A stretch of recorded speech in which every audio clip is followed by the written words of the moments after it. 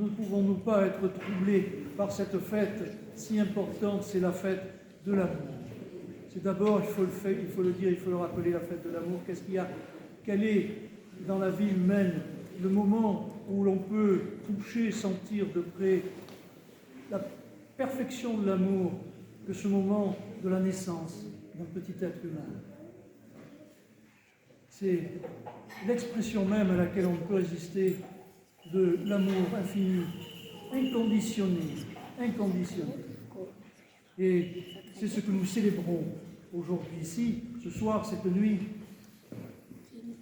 sans oublier, pour nous rappeler que c'est l'amour qui a créé le monde. Et la fin du monde, c'est l'amour. Et aujourd'hui, l'amour s'incarne. L'amour pur, l'amour sans limite, l'amour inconditionnel. Alors d'abord, il faut remercier, n'oublions pas de remercier, nous ne remercions jamais suffisamment le père Bernard Lucchesi, qui est l'abbé de Saint-Victor ici et qui nous reçoit.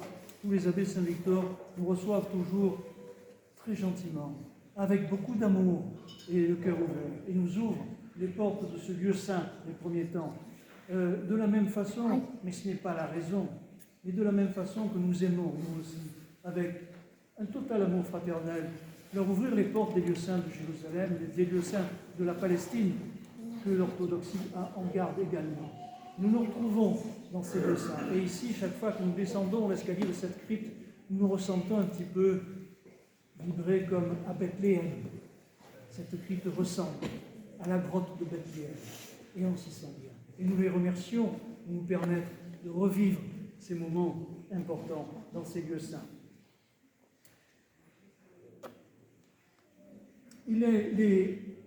L'Église catholique romaine, aujourd'hui, célèbre aussi une fête importante, c'est la fête de l'Épiphanie.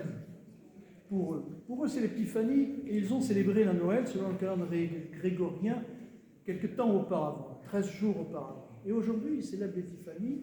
Et voilà que nous, par contre, nous célébrons deux fêtes en une, la Nativité et l'Épiphanie. Ces deux fêtes que nous célébrons en même temps. L'Épiphanie, c'est-à-dire la visite des mages et l'adoration des mages. C'est en ça que consiste l'Épiphanie. Mais on pourrait même dire que nous devrions célébrer une seule et même fête en trois mouvements. Il y a un troisième moment que nous allons célébrer dans pas longtemps, que nos frères catholiques romains vont célébrer le 12 et nous, que nous célébrerons le 19, c'est la théophanie. Théophanie, épiphanie, c'est le même mot pour désigner la même chose. C'est le même événement en trois séquences différentes, en trois moments distincts, mais c'est le même événement. Quel est cet événement? C'est la manifestation de la divinité dans le monde. C'est la manifestation de la divinité parmi les hommes. C'est la manifestation de la divinité, c'est-à-dire de celui inconditionné, de celui qui est au-dessus de toute limite, dans une limitation, dans la limitation. C'est la manifestation du Créateur dans sa création. C'est la manifestation de Dieu, de la divinité non limitée dans l'histoire. Et c'est grâce à cette incarnation dans l'histoire, cette apparition, cette manifestation, cette épiphanie dans l'histoire, que l'histoire sans fin prend enfin un sens. Sans cette manifestation, l'histoire pourrait continuer sans fin. Vous savez, je crois qu'il y a un film comme ça, l'histoire sans fin, qui ne s'arrête jamais. Sans se trouver une origine départ qui n'a aucun sens. L'épiphanie vient donner un sens à l'histoire. Et, plus important, simultanément, l'apparition du non limité dans sa création, dans le monde, transforme ce monde en ce sens que, à partir de ce moment-là, il n'y a plus de dualité, puisque Dieu est aussi dans sa création. C'est la disparition de la dualité. La dualité qui n'est qu'une illusion pour les hommes. Alors nous fêtons un seul événement en trois facettes, dans un moment qui n'est pas instantané, un événement, un instant, dont cet événement se développe sur trois petits moments en trois facettes. Et ce serait une erreur, c'est un peu dommage.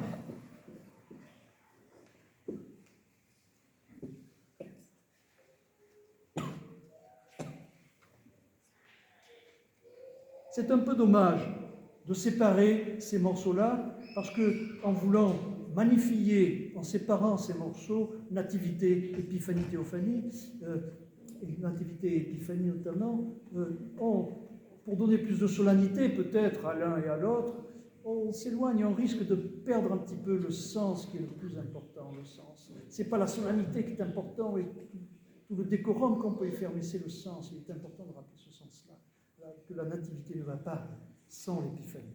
Alors, nous avons, à cet événement, nous a conduit deux généalogies. Nous avons lu la généalogie du Christ, la généalogie dans la chair. Il y a une généalogie selon la chair qui amène cet événement. Et il y a une généalogie selon l'Esprit qui amène aussi cet événement. Le Christ accepte la chair par Marie et le Christ accepte le baptême par Jean le Baptiste.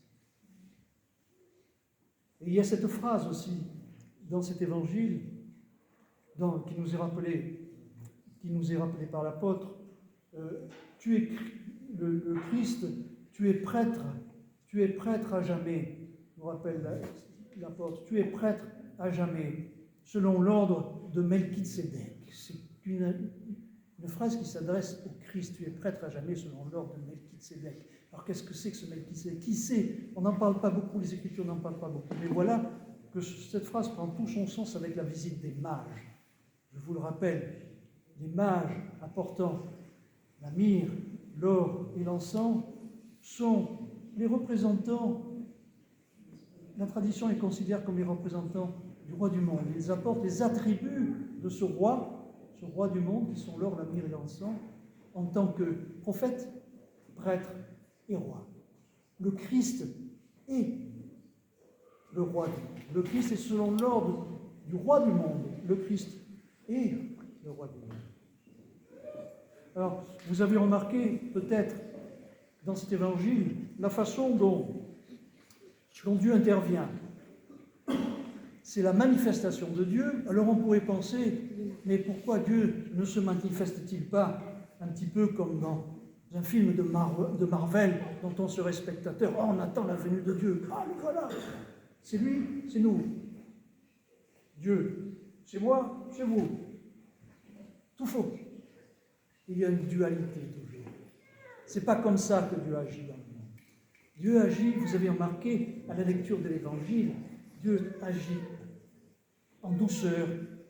Il conduit ses élus. Il conduit ceux qu'il a choisis pour accomplir son plan. Il patiente beaucoup.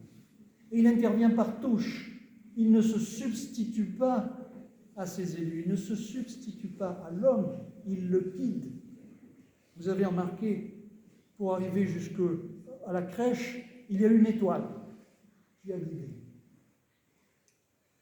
Et ensuite, les bergers ont été avertis. Ensuite, ce sont les mages qui ont été avertis. On sait qu'ils ont entendu une voix qui les a avertis. Joseph a été averti. Après la nativité, Joseph a été averti par une voix. Pars en Égypte, vite. Ensuite, Joseph a été averti pour revenir d'Égypte. Et quand il est revenu ici, Joseph a encore été averti pour ne va pas à Jérusalem, va en Galilée. Et voilà comment Dieu agit en nous conseillant, en étant à côté, mais pas en agissant directement. Il agit comme ça pour accomplir son plan. Pour accomplir son plan avec les hommes. Pour accomplir son plan et pour parvenir à la bonne fin, à l'achèvement de la construction. Avec les hommes, il construit cette cité non faite que les hommes ne peuvent pas bâtir, cette terre promise qui est la Jérusalem céleste. Il le fait avec nous. Alors, est-ce que nous, si nous remarquons bien, ces paroles s'adressent aussi à nous, est-ce que nous sommes nous entendons, est-ce que nous entendons ces conseils de Dieu, cette guidance du Seigneur? Est-ce que nous sommes capables de l'entendre? Est-ce que nous l'apercevons? Si nous l'apercevons, est-ce que nous sommes capables de l'entendre au sens sloshat, nitokslishat? Et qu'est-ce que nous en faisons? Le Seigneur conduit chacune de ses brebis. Il est le berger pour chacune de ses brebis. Qui ne l'oublie pas? Alors savons-nous décrypter les signes qu'il nous envoie? Sa guidance, elle intervient dans la vie de tous les jours par des événements, des rencontres. Aujourd'hui, on entend souvent un mot qui vient à la mode, des synchronicités, des choses inattendues qui tintinabulent à nos oreilles et qui nous poussent. Et parfois par des épreuves, pas le kifkalios. Mais parfois on s'entête, on n'écoute pas, on n'est pas attentif. Alors comme nous le disons avant de lire toutes les lectures, chaque fois à la liturgie, les frères, soyons attentifs. Avant toutes les lectures, soyons attentifs. Dans notre lecture du monde, la nature est un vivant pilier, où la nature est un temple de vivants piliers. Laisse échapper parfois de confuses paroles. L'homme passe au travers de forêts de symboles qu'il observe avec des regards familiers. C'est les paroles que j'aime rappeler du poète Baudelaire lui-même. Eh bien, dans notre vie courante, sommes-nous assez attentifs à ces paroles? Sommes-nous capables, si nous l'entendons, si nous sommes capables de suffisamment de concentration, de la concentration nécessaire pour comprendre sur cette notion l'étendue et la profondeur de la parole de l'apôtre Paul? Ainsi, il nous dit Paul, tu n'es plus esclave, mais fils et fille de Dieu. Fils et fille de Dieu. Tu es héritier des promesses, grâce à Dieu. Alors, rendons grâce à Dieu. Rendons grâce à Dieu pour tous ses bienfaits et pour ce don inqualifiable, extraordinaire, pour lequel on n'a pas de mots, qui est cet avènement et qui commence ici avec l'avènement, avec cette incarnation. Et n'oublions pas non plus, comme c'est l'anniversaire de Jésus, n'oublions pas non plus, aussitôt après cela, de rendre grâce à celle par qui cette possibilité est devenue une réalité pour nous. La très sainte Mère de Dieu est toujours Vierge Marie. Amen.